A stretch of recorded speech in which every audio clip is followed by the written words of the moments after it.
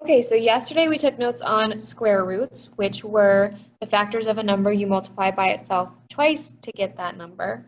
Today we're going to talk about cube roots, which are the factors of a number, the factor of a number that you multiply by itself 3 times to get that number. This one's a little bit harder to think about in your head, so that's where this list that we're about to create is going to come in handy. I can give you an example. The cube root of 8. That would be the number we multiply by itself 3 times to get to 8.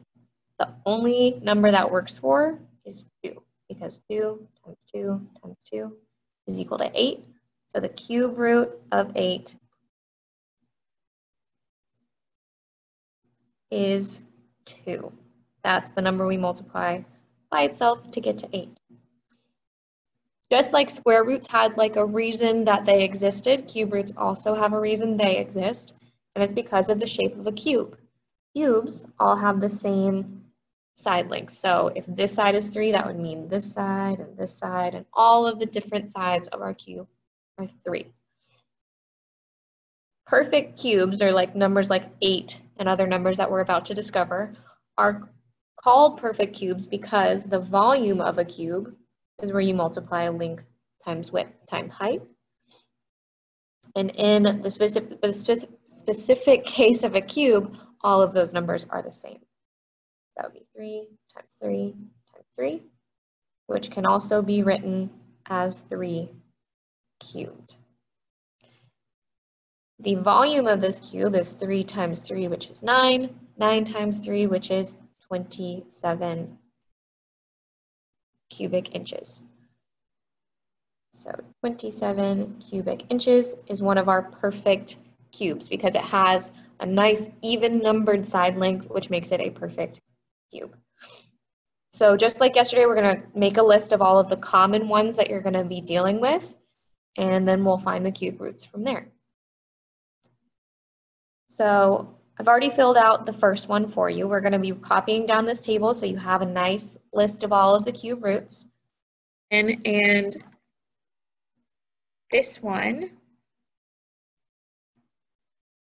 is cubing numbers. That means you're multiplying the numbers by itself 3 times. So the base in the second one is 2, and the exponent is 3. So that means I do 2 times 2 times 2. 2 times 2 is 4, times 2 again is 8. I didn't do 2 times 3 to get 6.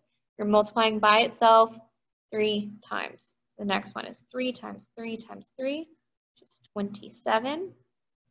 4 times 4 times 4, which is 64. 5 times 5 times 5 is 125. 6 times 6 times 6, you could use a calculator to kind of work out these numbers with me. 6 times 6 is 36, times 6 again is 216. 7 times 7 times 7, you would put 7 times 7 times 7 in your calculator, get 343. 8 times 8 times 8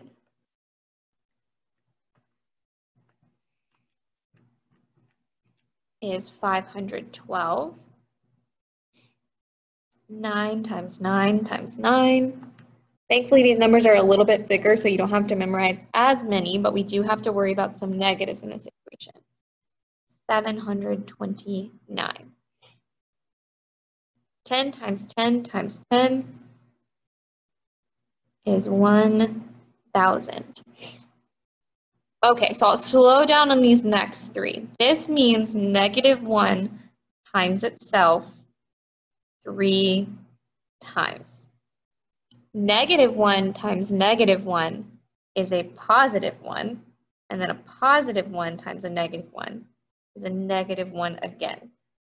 So a negative times a negative makes a positive, and then you multiply it by a negative again, and that's how we could get negative answers. The next one is -2 times -2 times -2. Well, -2 times -2 is +4 times -2, which is -8. So whenever you're raising a negative power, to the third power, you actually get a negative number. And that's different than squares, which we'll talk about throughout this lesson. But now we're actually going to deal with what the cube roots are. So the cube roots are all of the perfect cubes, are what you'll see in the cube root section.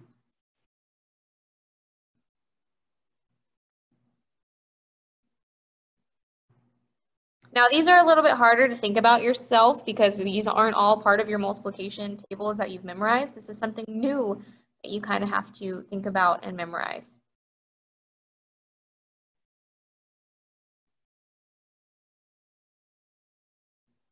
So the number that times itself gives you 1 was 1. That's what we discovered in the expanded form column to create the perfect cubes. The number that you multiply by itself 3 times to get to 8 was 2. The number you multiply by itself to get to 27 was 3. 64 was 4. 125 was 5. 216 was 6. 343 was 7, 8, 9, and 10. To get a negative 1, I would have to multiply negative 1 by itself 3 times. And to get a negative 8, I would need to multiply negative 2 by itself 3 times. So these are a list of perfect squares. Obviously, I didn't keep going all the way through 10 again, but the square root of like negative 27 would be negative 3. Or sorry, the cube root of negative 27 would be negative 3, and the cube root of negative 64 would be negative 4. We use a bunch of negative examples and keep practicing those. So you will have this list written down. You can pause and copy down any part that you needed to go a little bit slower on. And we can use that list to answer these next few questions. When it says find each value, all you have to do is figure out what those are equal to.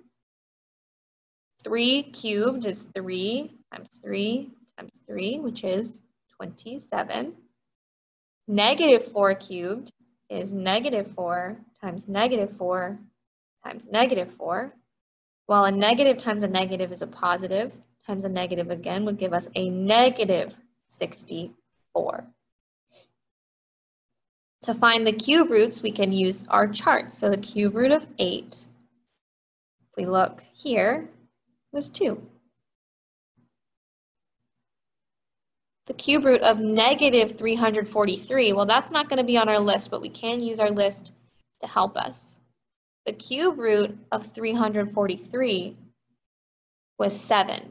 So the cube root of a negative 343 should give us negative 7.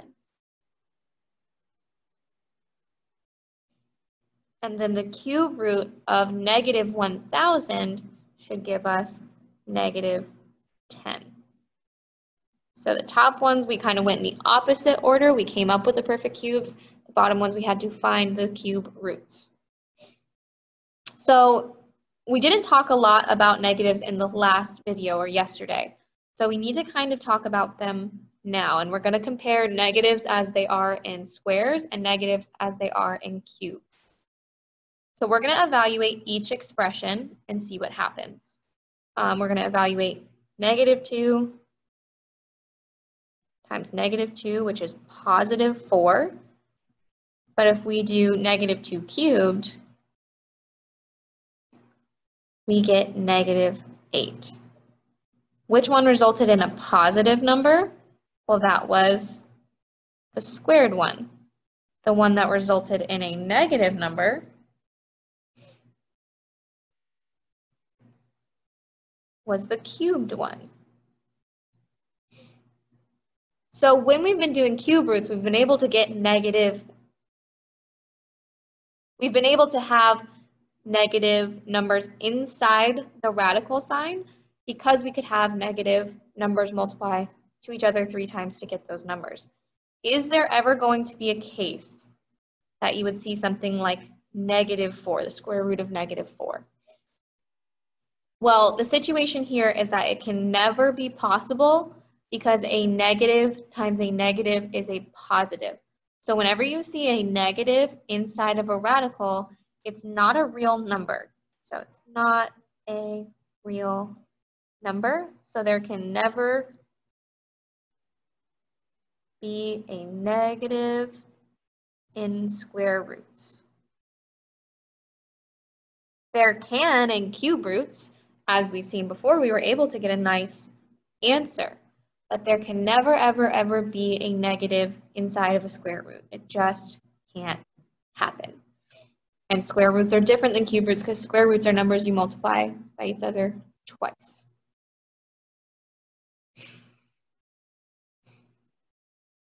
A type of word problem you may see with this is they'll give you the volume and you'll have to figure out what the length of each side. Well, we get volumes of cubes because they're perfect cube numbers. So to find the sides, all we have to do is take the cube root of the volume, and then we have the length of each side. So the cube root of 216 is, you can refer back to our list, 6.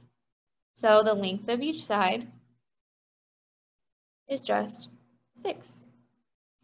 6 inches. So all you have to do is take the volume they give you, take the cube root of it to get 6 inches. Just like yesterday, we're going to have to do some estimating of cube roots, which we'll do in a second video.